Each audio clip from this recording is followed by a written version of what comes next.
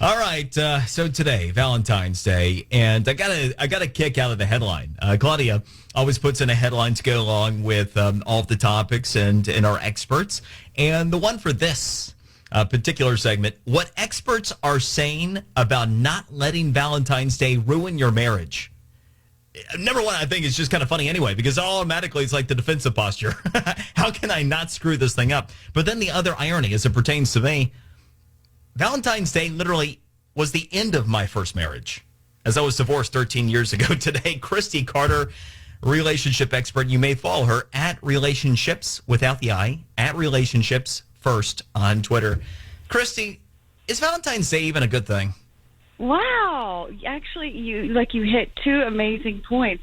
Your relationship dissolved on Valentine's Day. And that is like the number one breakup week for the whole year, besides 2 weeks before Christmas.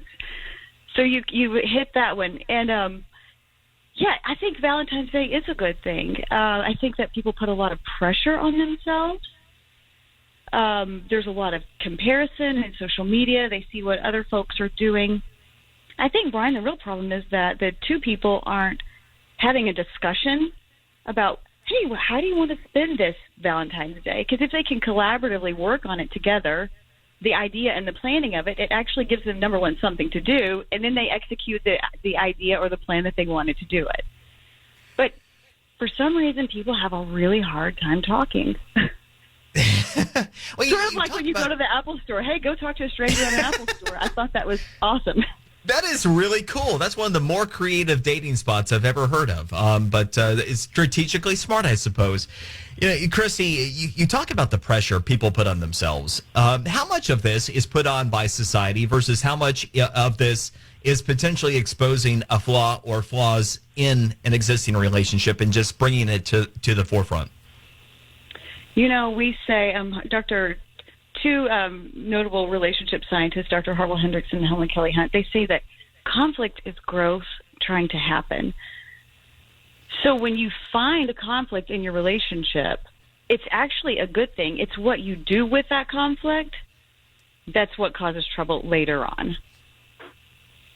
So practicing, we call it zero negativity, positive flooding. So not being critical of your partner, but being positive and being affirmative, and flood them with compliments, not criticism. In terms of money spent and things versus the conversation that you're talking about, what's your guidance? Is it a good idea to go out there and try to do it big and, impress that way? Or, is that not necessarily from, let's take it a female's perspective, generally what you might be looking for?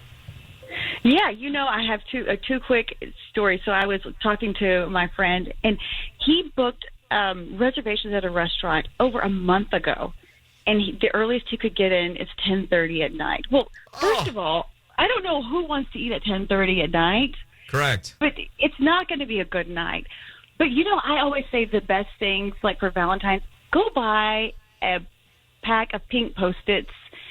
And I had another story of a couple that did this. And we call it flooding, but you flood them with positive things. I love your eyes. I love the way that you take care of me when I'm sick. Your chicken noodle soup is good. And you do it in a heart shape on their mirror. That's like the best Valentine's ever. It's super cheap, but it takes a lot of thought. That is really cool. I like the simple things. So in terms of somebody who's out there today going, oh, shoot, what do I do? If somebody hasn't done anything, last minute deal, that sounds like something that anybody could do. That's right. It's easy. Maybe all the pink Post-its will be gone by the end of the day from your show, but totally worth it. Well, 3M will approve. All right. Appreciate it. Thank you very much for taking the time and sharing some of that really interesting advice, and also a very considerate and affordable way to mitigate this Valentine's Day.